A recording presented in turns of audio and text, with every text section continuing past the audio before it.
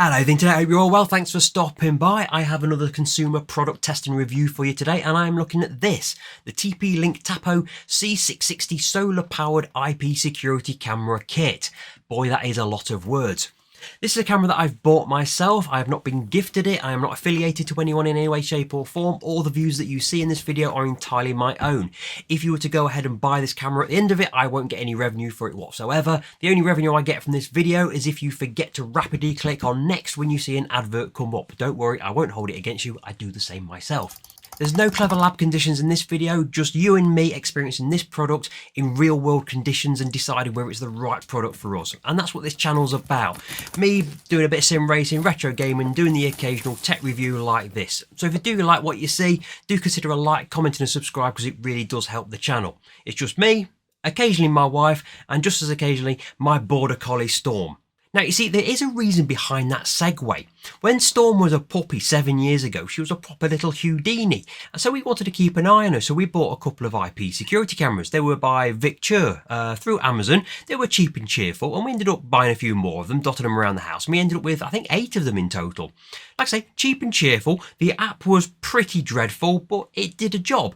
Up until a few years ago when Virgin, our internet service provider, provided us with a new router, a Virgin SuperHub 5, and these Victure cameras just refused to connect to them. Totally refused. We had to buy some more.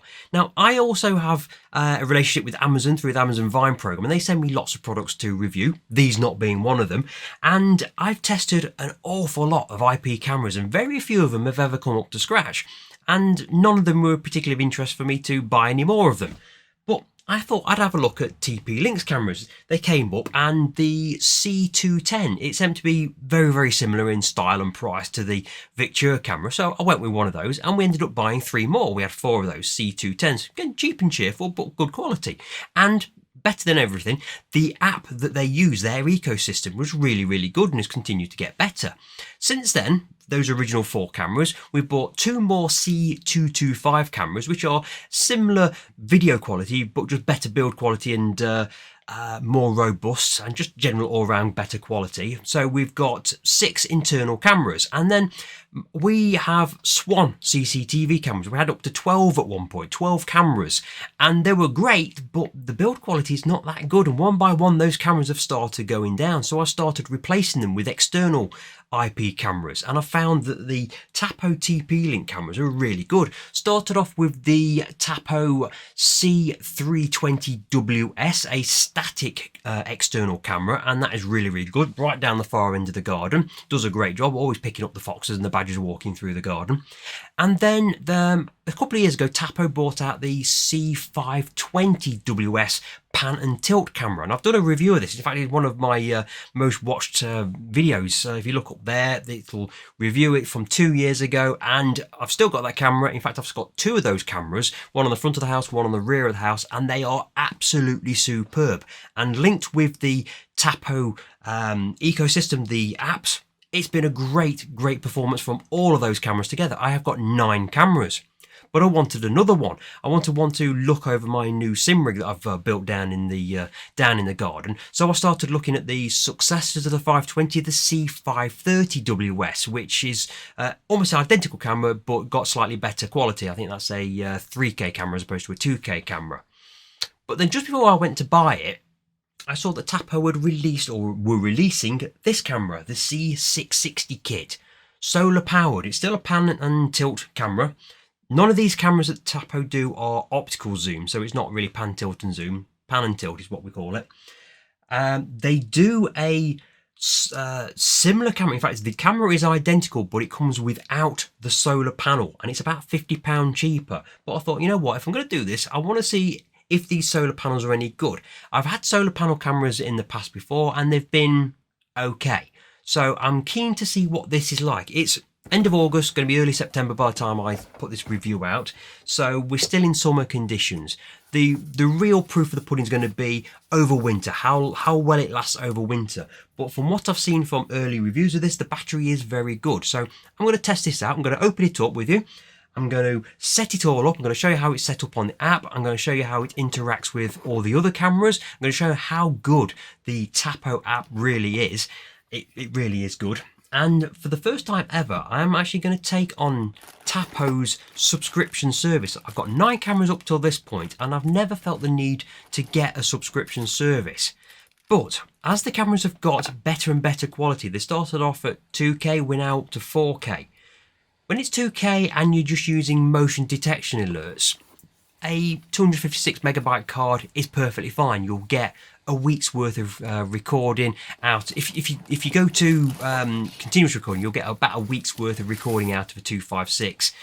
But I thought, well, with the subscription service for about £10, I think it's £9.99, you get unlimited recording for 10 cameras for 30 days. And I thought, 4K camera recording continuously, that's not bad value. So I'm going to give it a go, because this has gone up to a 4K camera, really I'd need a 512 megabit memory card, and you're looking minimum 20 quid, 30 quid for something like that. So I thought maybe now is the time to try a subscription service. So in another video, I'm going to show my results of that. But for now, I'm just going to use just a bog standard memory card to set this up, and then I'll get the subscription service up and running. Okay, I've charged the camera up overnight using a USB-C cable, which goes into that weatherproof socket behind the rubber grommet just there. It means we've got full battery charge, and we can test this either with or without this solar panel and use it battery powered only and just keep charging it up when you need to, which means that the brackets to mount them are actually quite easy to take the camera off. So you've got to bear that in mind if you're going to be putting it into a place where people are walking past it. It's quite easy to remove it. And because of this, you've got 2 mounting options. If you're using it with the solar panel, you get this mounting bracket, and the solar panel slides on into there like that. You mount the camera, it goes onto this bracket just here. Very easily, it slides in to there like that, and then that just hooks onto a couple of hooks in there, which are, like I say, it's quite loose, very easy to take that off, so do bear that in mind. Or you can use that bracket I've just slid in there. There's a press button, comes out very, very easily, and you can use that to mount to your wall. You can either mount it to your eaves, there's a couple of holes there, so you mount it up there underneath your roof structure perhaps, or you can mount it through some holes just there onto your wall. Like I say, just slide it on into there. Now, depending on which one of those 2 brackets you use, you've got 2 mounting templates. You can either use those 3 holes there. They create the holes for the wall mount. You can use those 2 holes there. They create the template for the eaves mount, or you can use that template and that creates the mount for those ones there for the solar mount.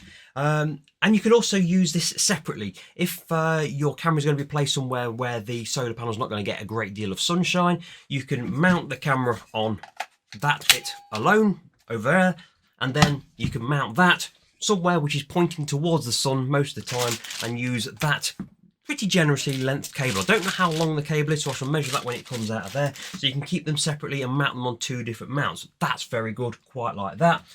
We've got some instructions here, some relatively straightforward instructions. So mounting for the solar panel using that, or mounting for the camera individually using just that one there. And on the other side, got instructions for setting up the camera. Okay, you're now going to need the TP-Link Tapo app. It's available on the Google Play Store and the Apple App Store. There's a QR code in the instruction leaflet that'll take you straight to it. Now, I've already got the TP-Link Tapo app installed because I've already got 9 cameras and a number of smart sockets, and I believe this to be a wonderful ecosystem. It's the main reason why I continue to use these cameras. It really is that good. So you're going to need to also power this on and install a memory card if you're not using the subscription service. You won't see an on button anywhere on there. You have to lift that up, manually pull it up. You're not breaking it or anything. And there's a little rubber grommet there.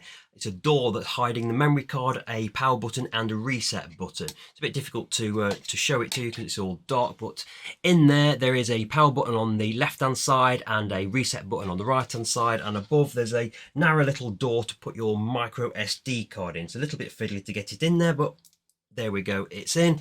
And then I'm going to press the on button. You press and hold that for 3 seconds. Oh, I've got a flashing light, a little red light has come on. This is Camera on. Camera on. This is the first time I've actually used this camera, so let's see how we get on. We can now, oh, there we go. As with all the other cameras in the range, it does this little startup sequence where it'll spin itself all the way around. As you can see, that it does that one entirely automatic. And then anytime you turn it off and turn it back on again, it'll always do this and it will reconnect itself. It always takes about 30 seconds for it to become ready to go. And then you see that light, the red and green light is now blinking. That means it's ready to be set up. So inside the app, I'm sure you can actually see that. There we go. You click on this plus icon here and add device. I've not actually done this before. This is based on my experience with the previous camera. So let's see if it's exactly the same. You then decide which camera or the product it is. So we're going to go with an outdoor camera. We're going to go with this. Now lists all the different Tapo products available to you, and there's obviously a lot of them. There really is a lot of these things. So we're looking for a 660. We're hoping this. There we go, 660. There's also a 665G. I don't know what that one is. So I imagine that's going to have perhaps a 5G card that you can install, like a cellular card. So 660. Power up and check the LED. Plug in the Tapo device and wait about 30 seconds until the LED blinks red and green, which is what it's doing. Tip, keep your phone or tablet close to the Tapo device throughout the setup procedure. So already red and green, click on that. Tapo is looking for your Tapo device. This will take a few seconds while it just talks around, sends a message out. Found it, it's already found it. What's it going to do now? Searching for the Wi-Fi network for your Tapo device. So that's now looking for my as it happens, same brand, and I've just done a review of this actually, if you're interested in it, a mesh wireless system, a Wi-Fi 7 system by TP-Link Tapo, another one of their brands. Okay, it's now connecting to my Wi-Fi, just blank. Connecting to Wi-Fi. So now it's trying to connect to the Wi-Fi system. This won't take too long. If it Wi-Fi connected. There you go. That's how quick it is. Connected to your network pairing. You now got to give the device a name. So I'm going. I've got all kinds of alerts now. Connection alerts. So that connection alert is from my Wi-Fi router saying that a new device is connected to the network, because it's going by my SIM bunker. So I'm going to call it SIM bunker camera. There we go, and that will get picked up by all the relevant Wi-Fi smart home details. Wherever you place this Tapo device, garden, bunker, and I've already got a room set up called bunker, so I'm going to say bunker. Next, choose an icon for your device, something that's suitable. Is there anything that's suitable? Is there actually one that looks like that? There we go. These look like it, don't they? So that one, let's go with that one there. Go with that one there. Press next. There we go, complete. You've configured your Tapo device and it's ready to use. Sounds good. And as always, when you buy a TP-Link Tapo product, you always get the offer of 30 days unlimited cloud storage. So I'm going to actually go ahead and do that. I've put the memory card in, but I'm going to do that and I'm going to test this out. And in a later video, I'm going to show what my thoughts are on this and whether I'm going to go for the full subscription. And set up local storage. So I've inserted a micro SD card. It needs to be between 8 gig and 512 gigabytes. If you are going to do local storage and you're using 4K and continuous storage, you are going to need as big a memory card as you possibly can. So got that. So that is now all connected, ready. You can see that. There you go. You can see yourself on TV just there. And it's already person detected. SIM bunker camera, person detected at 9:12:40, which is correct. So that's how quick it is. It's already sending me alerts, which you can now configure in the app to set it up just how you want it to be. But there you go. That's it all sorted. We've got good strength because my Wi-Fi router is there. We're going to see how it is when it's right down the bottom end of the garden. There you go. Choose the mounting location. So we now go and mount it somewhere outside. I'm going to test it with a number of different scenarios. So we're all good, all set. Your camera is now ready to use. Finish. So it'll 4, 8, 10. So it must be on that one there, isn't it? So you can click on that, and then this will be a preview. So new micro. Here we go. So it's going to need a. The SD card is not formatted. Please format it according to the app guidelines. Okay, so we'll format it in a moment. There is an update to this, so there's some firmware required. So we shall update that now. Okay, it took a couple of minutes to do the firmware update. You just have to sit patiently until that's sorted itself out. Then you go into the camera. There you go. Comes up pretty quickly. And then you're going to need to format the SD card. The SD card is not formatted. Please format it according to the app guidelines. As the gentleman says. So you go into the camera display. It's still picking up all the alerts. So we want to go to this little bolt image in the top right corner there, then go down to storage and recording, press that, and then where it says local storage unformatted, click on that and it will say to use the microSD card for recording you need to initialize it. So let's do that, initialize that, and that is going to format the memory card for you. It's formatting it. If that doesn't come up, there's a button down there that says format memory microSD card as well.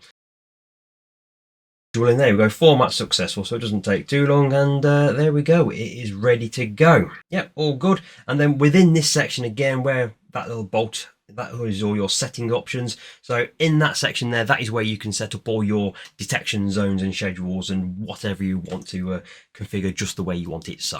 So for the purpose of this review, I set up a rig at the bottom end of my garden. This won't be where it ultimately ends up, but I wanted to set up an experiment which had a long line of sight. So what I'm doing is I'm setting up a 15-metre length and I'm marking out 3-metre intervals with our very finest bone china heirlooms. And also, because this is Tapo's first 4K product, certainly the one that I've tested, I wanted to compare it against a 4K benchmark. So I'm using my iPhone 14 Pro set up at 4K resolution and 60 frames per second to compare it against this, the Tapo at 4K and 20 frames per second. And at each interval I'm blowing the image up as if you were trying to identify someone at these ranges. Now obviously at 15 meters you're not identifying anyone on either of the cameras. At 12 meters you're just about starting to recognize that handsome young man on the left hand side with the iPhone, but not with the Tapo. I appreciate that all security cameras are pretty poor over 10 meters, but we've moved to 9 meters now. I'd hope by now we'll be starting to see clearer images, but you can see it's just not that clear still. The resolution is low, and I wouldn't be able to pick myself out of a lineup, and I was there. If it wasn't for the iPhone taking a recording, I'd think it was a fever dream and it never really happened. We're at 6 meters now and I'd still struggle to recognise myself, but like a magic eye picture, the longer that you look at it and the closer you get to it, the clearer it becomes. It's still not perfect, that's at 3 meters. Again, I know I'm not expecting the world from a CCTV camera. They're not going to be as good as this, the iPhone, but I was hoping for a little bit better. Now this is the motion tracking, and you'll see here, I quickly confused it. It's like, where's he gone? Oh, I'll keep looking at this fence panel. Sound check at 3 meters. This is what the microphone pickup is like. You'll notice there's quite a bit of a sync difference between audio and visual. Sound check at 6 meters. Beyond 6 meters, any sound is just drowned out by ambient noise. I thought I'd show you a comparison of the two other camera types I've got by TP-Link Tapo, their external IP cameras. This is the C320, filmed at 3 meters. This is a static camera, and this is the C520. This is the dome camera, the PTZ type camera. Worth perhaps noting that these are both 3 and 2 years old respectively when comparing. I also carried out 3 experiments in low light conditions. This first one is at night time with artificial lighting. I call them the landing lights, that when I go out with Storm to go and have our evening run around, I turn these lights on. This is what it looks like at night with artificial lighting. This, however, is night vision mode, and is possibly the mode you're going to have activated the most because it draws the least amount of power. That was at 9 meters. This is at 6 meters. I'm pretty sure you can't identify very much there, and then I'm going to move forward to 3 meters, which is, you saw previously, wasn't too bad, but you're going to struggle to identify too many people at that sort of range with this camera. I hadn't really noticed until I played back the footage quite how noisy the camera is when it's moving around, panning and tracking you. You don't really hear it from on the ground next to the camera, but you can definitely hear it on the playback. Oh, and clearly the camera's learning. It didn't get fooled by me running away. It tracked me that time. And the third low light experiment is with the floodlight mode activated. This is full colour mode, and you get this very odd ghosting feature. I could almost accept it if it was in just the panning and tracking mode, but it's even when it's static, you get this ghostly apparition. I feel as though Ray Stantz and Egon Spengler are about to jump out with Vateman and blast me with their proton packs. Now don't get me wrong, it's nice to have this colour feature at night, but it doesn't seem to work even half as well as it does on the 2 other external IP cameras I've got by Tapo. I mean, just check out our phantom fox that was in the garden the other night. It just disappears. Where's it gone? Has anyone got a Groupon voucher for a decent exorcist? At least in night vision mode it doesn't disappear and you've not got a little child whispering in your ear saying, "I see dead And one question I do get asked quite a bit with these security cameras is, can I use them as a wildlife camera? Because you can buy those specific wildlife cameras. Well, to be honest, I wouldn't bother myself. Yes, you can use them to actually identify that you might have some kind of animal walking through your garden at night, but you're not going to be sending your entry into the country file calendar contest, are you? So what do I think of the C660 kit by Tapo? Well, you probably want to know about the battery before I go any further, and I've tested it without the solar panel attached to see what it was drawing, and I found that with pretty much standard default settings it was drawing 7 to 8% of battery power per day. Then I've connected the solar panel up and I've put it in roughly the location I want it to stay, where there's plenty of triggers, there's foliage moving in the wind, there's plenty of footfall with myself, my wife and the dog trampling past all day long, and I've upped the settings because I want it to trigger more often and catch plenty of things with less time between each reset, and I found that it's been consuming about 10% of battery over the course of a 24-hour period. Between 8 AM and 8 PM, I've not been getting much change in battery. Today it started at 72% at 8 AM this morning. At where are we now? It's 5:30 in the afternoon, and it's actually dropped down to 71%. So it's not actually gaining any more charge during the day, and this is what is it, 3rd of September. We're getting about 13 to 13 and a half hours of daylight per day. It's been an overcast day, a bit of sun, a bit of rain, a pretty standard UK day. And on my current settings, I've not been getting any charge in the battery, which isn't ideal. It's not the end of the world, but it does mean that if it is going to draw down by 10% of charge every day, I'm going to be losing. I've got to charge it up basically once every 8, 9, 10 days. So that means being able to bring the camera in and plug it into a USB charging socket, which it's not ideal if you're going to have it up on a high location. It's not ideal. So realistically, you're going to need to adjust the settings to find the best balance of power consumption versus sensitivity of motion detection, length of recording clips, time between resets, etc. So let's consider the positives. Solar powered internal battery allows you to mount a security camera in locations where you can't easily get power to, provided you can of course match the settings to the solar recharge available. The camera feels well made. It's got a reassuring heft to it. There's a good range of functionality: colour night light, regular night vision, AI tracking of people, animals and cars. That's all good. The wireless range, really very good. There's minimal lag between what's happening in real time and what you're seeing on the playback in the app, notwithstanding your own network performance of course. It's straightforward to set up. The Tapo app will guide you through every step of the way. The Tapo app remains absolutely superb. You've got full control to set it all up exactly how you want it to be. If you have multiple cameras, you can display live images of all the cameras on screen at once, and not many apps do that. But then there's plenty of negatives. The 4K image quality it's not really that great, is it? I appreciate it's a CCTV camera, but I expected more. You really require the subject to be within 5 meters of the camera to have any chance of identifying them, and ideally be looking straight at the camera. Any further away and the image it's just not that good enough quality. The ghosting that we saw on the colour night vision, that's pretty bad. The image is close to being unusable. The oval design of the actual physical camera, it seriously restricts the range of movement that it can do because it's not a spherical dome camera. It can't articulate in all directions. It's got the 360 degrees of rotation, great, fine, but when it wants to tilt forwards or backwards to look down or look up, it just can't do it. For example, if you've mounted it to say head height, it won't be able to pick up people's heads more than a few meters away. If you're standing, say, like 5-6 meters away at head height to the camera, it'll cut your head off. And if you wanting to pick up motion in the far distance, you're not going to pick them up at all. And likewise, if you've got it high enough to be above head height, for example, you've put it above a door, when the person walks to the door, it can't articulate down enough to see what the person's doing, and it's not really ideal.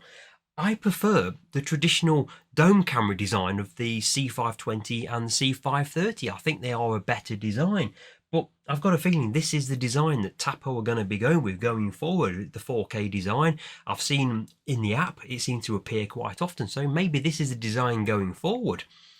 What else? The app seems to have put some pretty serious restrictions on 24/7 recording. Now, although the app suggests it's doing 24/7 recording, what it's actually doing is 24/7 monitoring. It's not recording 24 hours a day.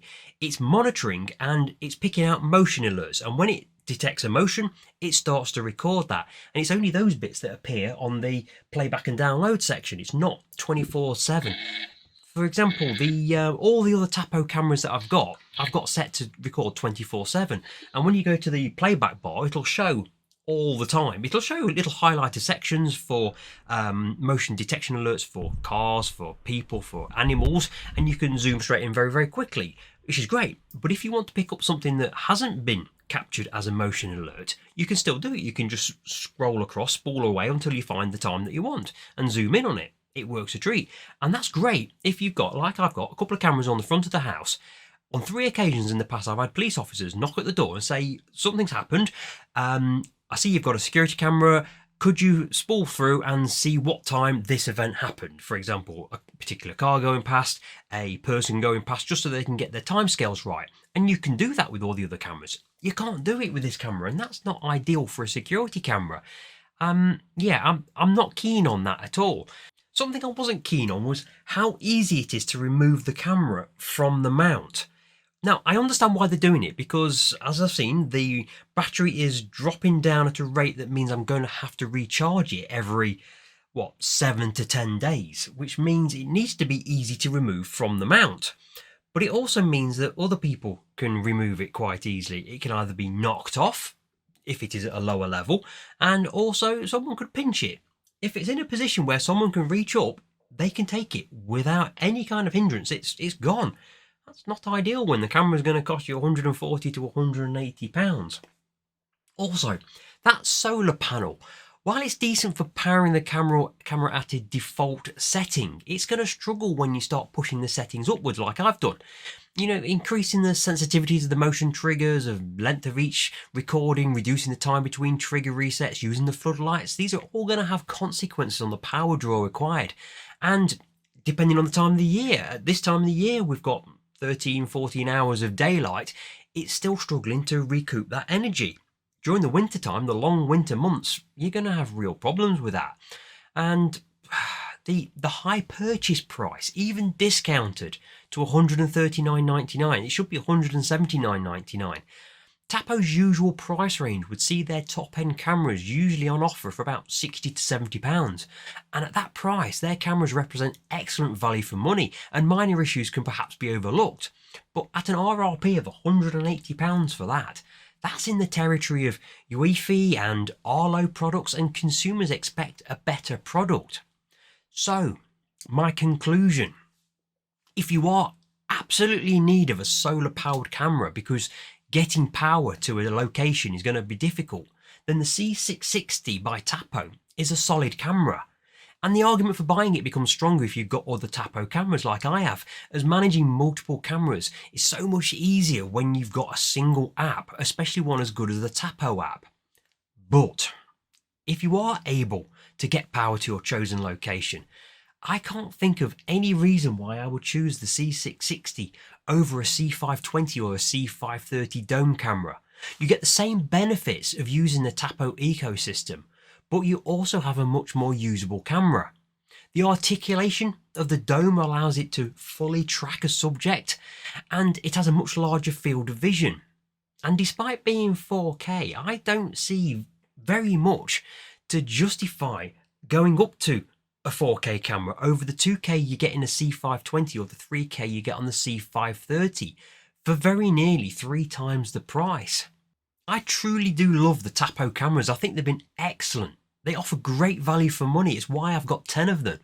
But this is the first time I felt disappointed by a Tapo camera. First time I've felt disappointed by a TP-Link product in general, to the point where I've even considered returning it. It's not that it's a bad camera, it's just that I was expecting a whole lot more, and it doesn't quite satisfy what I want this camera to do. The step up in price in exchange for limited improvement in quality just doesn't offer the same kind of value that TP-Link products are renowned for, and that really is a shame. If you have any questions about this product or any of the products you've seen in this review, do please drop me a comment in the section below and I'll come back to you. I hope you found the video useful and it's given you the information you were looking for. If you have enjoyed it, do consider a like and a subscribe, as it really does help the channel and helps other people find the video too. Many thanks for watching, and I shall see you on the next video. Take it easy.